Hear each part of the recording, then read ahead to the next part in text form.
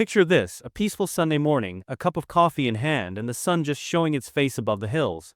I was on my own private ranch, strolling across the gravel driveway, savoring the tranquility of the moment.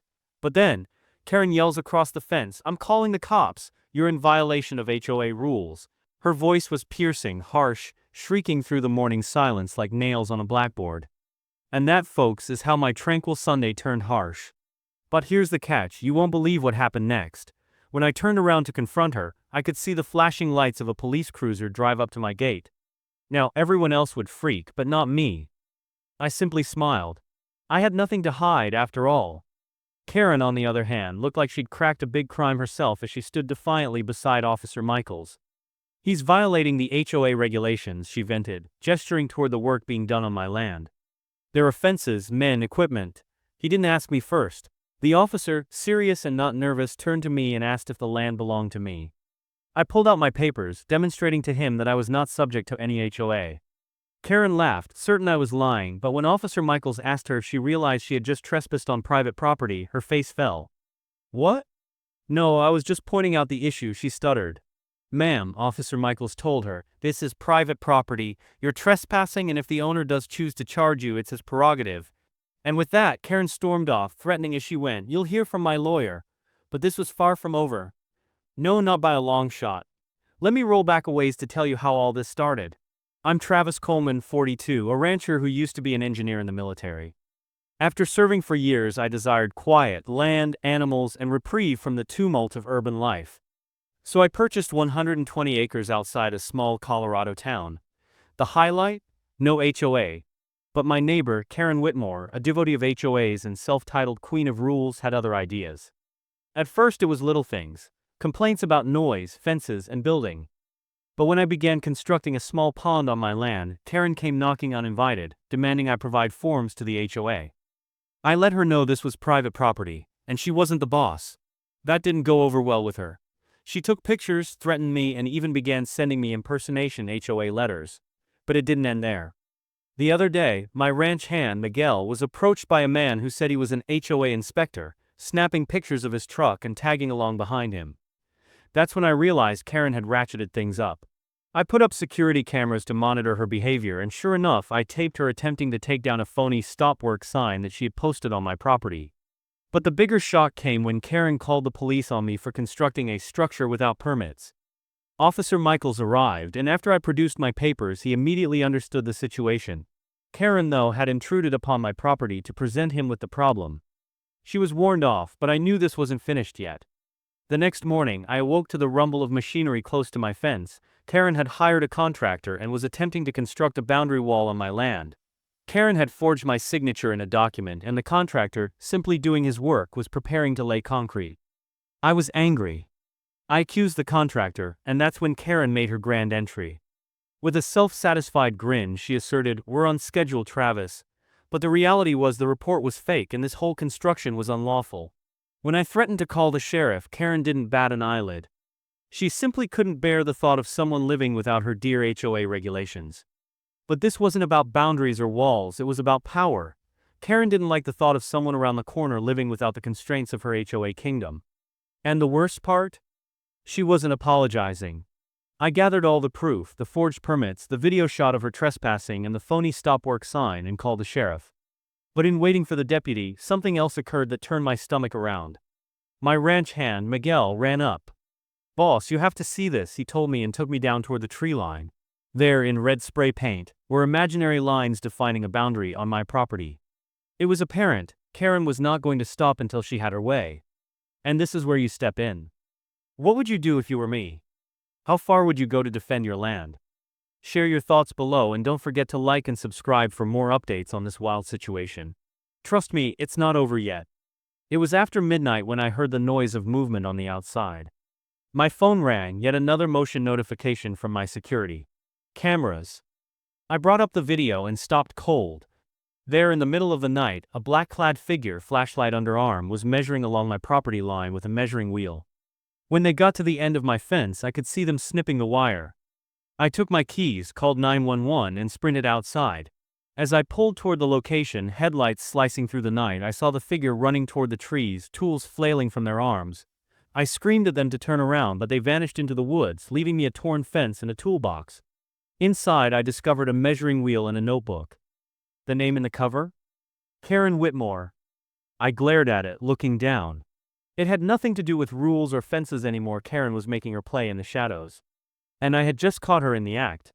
The following morning, I was up with the sun, hardly sleeping, on the porch with the toolbox encased in a Ziploc bag. My cameras had recorded it all: the intruder, the fence cutting, even the truck parked close to the southern trailhead. It wasn't trespassing anymore. Karen was now vandalizing my property, breaking into my property with hired men in the dead of night. By 8 o'clock, Deputy Rollins returned to my ranch with another officer and a camera crew. I handed her the bag. "You made the right call," she said, snapping photos and examining the notebook. "This is criminal trespassing and attempted property damage. If this traces back to Karen, she's looking at several charges." "I believe she's trying to steal the land in bits and bytes," I grumbled, thinking out loud. Rollins nodded. "Some folks believe they're above the law just because they sit on a neighborhood board." As we went off to retrieve surveillance film, I returned to check on the horses. They were agitated, a silent reminder something wasn't quite right. By lunchtime, I was called by my attorney, Jerry Bradford. Having gone over everything, he told me, "We've got enough to get a restraining order and maybe sue her for damages, particularly if the wall work resulted in delays to the budget." I wanted to go ballistic. Believe me, I did, but I didn't want anger to get the best of me. "I'll wait to hear from the sheriff," I told him. "Let the legal trail catch up." And just when I had thought things had calmed down, the following day arrived with an unsettling quiet. No Karen, no new messages, no activity seen in the vicinity of the fence line. Perhaps the night encounter had frightened her away. But then, around sunset, I spotted it. Karen's black SUV parked on my land, not beside the fence but well in from it, overlooking my pond as if she was patrolling her domain. I couldn't believe it. I crept up slowly, attempting to remain calm. "Karen," I said, rolling down my window. "What are you doing here?" She looked at me, venom in her eyes. "You can try to intimidate me with your lawyer and your little sheriff buddies, Travis, but you won't succeed. That pond is too near Maple Heights. It impacts water flow, erosion, neighborhood security." I interrupted. "I've already gotten it approved through the county." "And you're trespassing." "Right," she shot back. "We'll see what the court says." With that, she spat on the ground, climbed back into her car, and drove off in a storm. The following morning, I received a civil complaint from her at the zoning office in my neighborhood. She complained that I was carrying out unauthorized development and interfering with HOA water flow. It was ridiculous, a last-ditch effort, but it made me spend hours establishing my permits were valid. And just when things couldn't get any worse, I had an unexpected visit from a man in a khaki suit. He identified himself as Greg Fulton, a compliance officer with the HOA Enforcement Department. "There isn't any such department in our county." He delivered me a notice of violation for allegedly breaking HOA landscaping rules. I just looked at him in shock. "What common property lines?" He looked around uncomfortably. "Well, this side is bordering Karen Whitmore's house. She claims that this slope is part of the HOA protective area." I couldn't keep it to myself. "Protection zone? What, Marvel's neighborhood?" He didn't smile. "You've got 5 seconds to get out before I call the sheriff and have you arrested for impersonating a county officer." But the following morning, events got sinister. I discovered a bag of feed ripped open, but I hadn't gone near it. I hurried to the barn fridge. Bottles of supplements were gone. My heart pounded. Someone had messed with the feed. I called the vet right away. Dr. Hughes came pretty quickly and tested the troughs. Fortunately, all was well, but those words ringed in my mind: someone's playing dangerous games. If you hadn't caught this in time. That evening, I mounted additional cameras, motion-sensitive lights, and infrared sensors. I even placed large wooden signs at each entrance, threatening trespassers with prosecution. But as I completed the final sign, headlights materialized in the distance. Not a vehicle, but a black van, unmarked, moving toward my rear trail entrance. Behind it, Karen's Lexus. The van slowed down as it approached the entrance, lights off, ophidian movement in the dark. Karen's SUV pulled up about 30 feet behind it, and she simply sat there, observing. I took cover behind some hay bales and pulled up the live feed on my new trail cam. My jaw dropped. Van doors opened, 2 guys leapt out, one with a drone controller and the other with a metal box. They began walking towards my fence line. Karen had brought reinforcements. This was no longer just trespassing, it was an unauthorized surveillance mission. I phoned Deputy Rollins. "They're back again," I whispered. "A van, 2 men, and Karen." One of them has a drone kit. Don't approach them, she snapped. We're 5 minutes out. Remain where you are. Red and green lights flashed as it flew over my land, sweeping the ground like some sort of silent stalker. I stood frozen in terror as the trail cam footage showed me the reality. They weren't joking around. They were surveying my ranch, searching for vulnerabilities, points of entry, and places I couldn't even spot from the house. It was intentional, calculated, and strategic. Karen, the former pesky HOA headache, had ratcheted things up to a full-scale takeover. And then, suddenly the unmistakable red and bright blue lights of law enforcement appeared out of nowhere behind her SUV. The booming loudspeaker shattered the air. All vehicles remain in position. This is law enforcement. As Karen burst open the door to her car and waved her arms wildly, the two men at the van stiffened. One of them let go of the drone controller, and the drone dived out of control, smacking into the pond. The officers did not hesitate. Deputy Rollins and his crew approached, guns strapped but their presence acute and unmistakable. I remained behind, observing as the men were cuffed and put into the cruiser. Karen was taken off to the side and interrogated under a light, resembling a runaway wind-up toy, gesticulating fiercely and wriggling her head from side to side. Next came I. Officer Michael regarded me, his tone subdued. Are you able to identify these individuals as having your permission to be here? No way, I said, a shiver of cold running down my spine. I don't know them, and I sure as hell didn't authorize a drone flight over my land. Rollins moved closer, holding the broken drone. This device was equipped with GPS imaging technology, he said. They weren't flying it for recreation.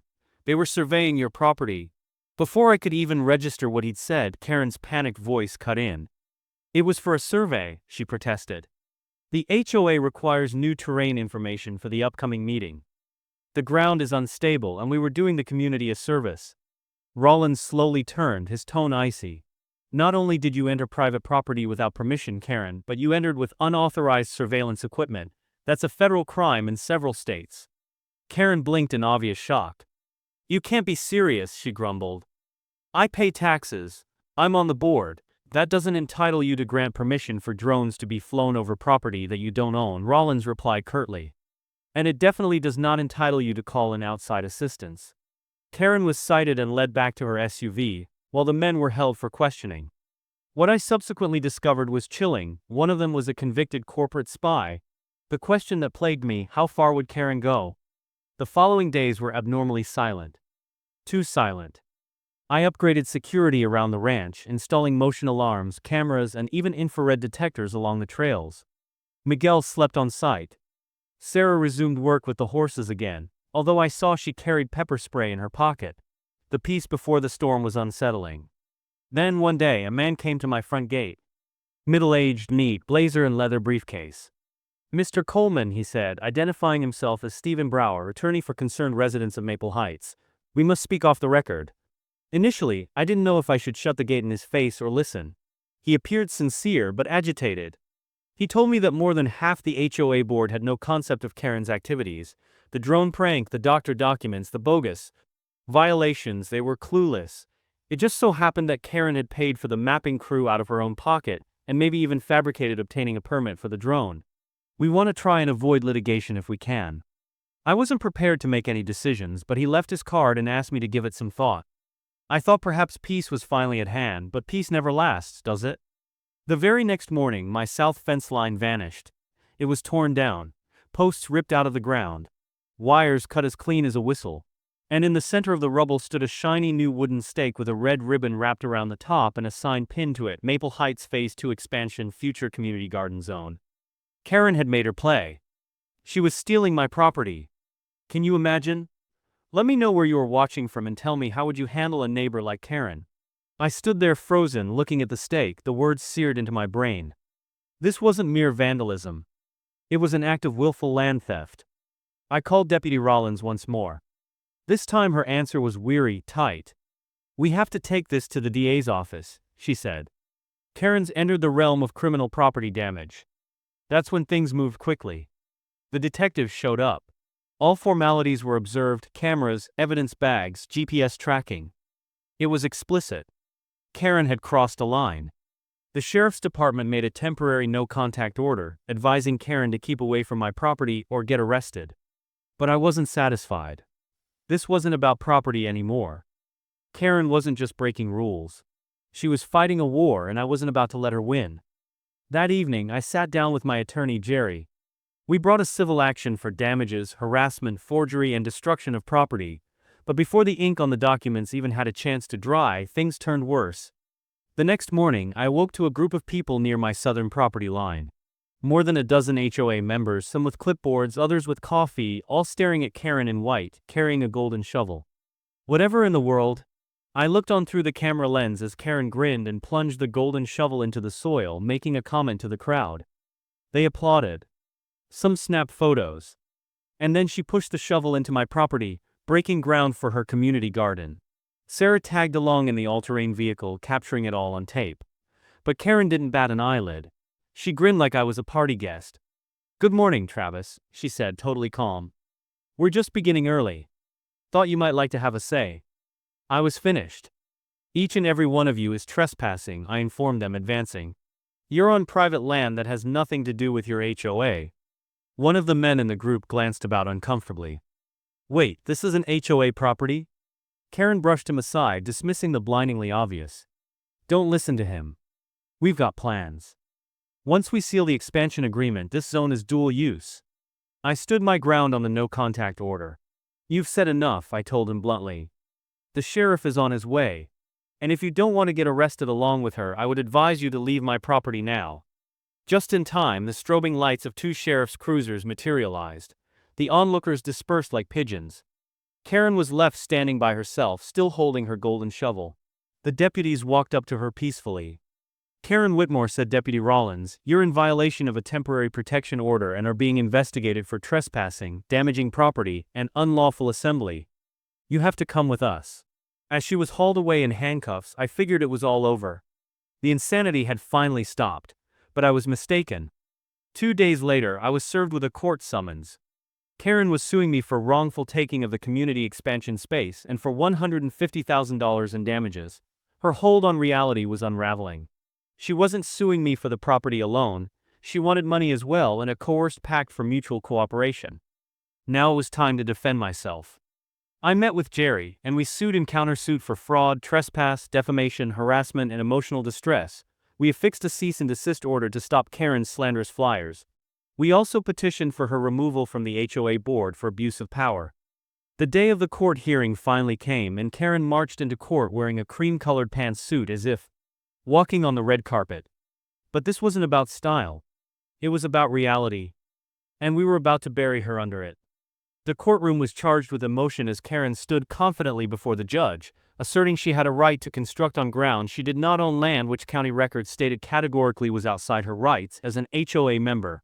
She ventured, "Yes, Your Honor, this is in the spirit of community cooperation." The judge would have none of it. "And you forged his name to sanction a boundary wall," he appended flatly. Karen blinked in surprise. "That was misconstrued," she stuttered. "I thought that he had agreed verbally." My lawyer, Jerry, passed copies of video evidence, police reports, and crime scene documents to the judge. The courtroom went silent when the judge played a series of short clips, the drone flying over my property, Karen digging her stage garden pit, and her yelling that she owned my property. Karen's assertive smile began to slip. Her lawyer adjusted his collar, looking uncomfortable. After almost 2 hours of testimony, the judge leaned forward, his voice firm but unshakable. "Ms. Whitmore, I've heard a lot of cases, but yours is one of the brazenest and most irresponsible abuses of authority I've ever witnessed. You burgled staged evidence, harassed your neighbor, and are now wasting judicial resources. I'm dismissing your complaint and referring your behavior to the district attorney for potential criminal prosecution." Karen gasped in shock. As we filed out of the courtroom, Jerry clapped me on the back, Sarah hugged me tightly, and Miguel whistled long and low. But Karen. She gave me a look that told me this was far from over. When I returned to the ranch, I discovered a message pinned to the gate in red marker: "You may have won the court, but the war is not over." "She returned again?" he said, anger surging into his voice. I didn't respond, I just took a picture. I knew precisely who penned it. Karen's handwriting had shown up on at least 6 of the HOA flyers, and her fixation on red marker was now her calling card. She was losing it. But if she thought I'd cave after all she'd done, she seriously misjudged the wrong rancher. Later that day, I reported the harassment and threats to the police. Jerry included the photograph in the case file and wrote a letter to the HOA lawyer ordering Karen's removal from the board immediately. She was being pushed from every direction. But cornered snakes bite too. Just after midnight, all the motion sensors on the east side of the ranch triggered simultaneously. My heart was pumping as I snatched up my flashlight and jumped out of bed. Sarah, who'd relocated to the guest room for security, followed close behind. Miguel greeted us at the porch with a baseball bat in hand. "You see that?" he said, gesturing to the surveillance monitor. Two figures in front of the generator shed. I pulled up the thermal feed pronto. Two blacks. One had a canister strapped to his back, the other was hunched down, attempting to cut a padlock. My backup generator fueled everything at the ranch. If they wanted to blind me, they begin with that. I didn't wait for the police. I flipped on the emergency spotlight switch. Boom! The whole back trail was illuminated like the 4th of July. The two intruders stood still, one dropping the canister, the other tripping and falling. I took my truck keys, radioed the sheriff, and tore down the trail, my truck spewing gravel behind me. When I arrived at the shed, the one that had fallen was limping toward the woods. "Stop! Sheriff's on their way!" I yelled, illy, but they did not stop. They scattered into the trees. I searched the terrain and spotted the canister. Gasoline. They weren't simply attempting to ruin the generator, they were going to bum it. This had moved from harassment to arson. The fire engine showed up, and Deputy Rollins and two others. When I revealed the note to Rollins, her gaze turned cold. "She stopped playing games," she said under her breath. "This is criminal, Travis. Felony territory through and through. If we do find her prints on that canister, we can arrest her." 3 days after that, the lab made it official. Karen's fingerprints were found on the cap. The sheriff's department moved fast. That night, Karen was arrested once more. This time, no friendly warnings or tickets, just handcuffs in her front yard while neighbors stood in shocked silence. They discovered red marker flyers, fake documents, and even a map of my ranch with marginalia in what looked like her handwriting in the garage. She had planned it all out. The judge refused her bail at her bail hearing. Too dangerous. Too obsessed. Too far gone.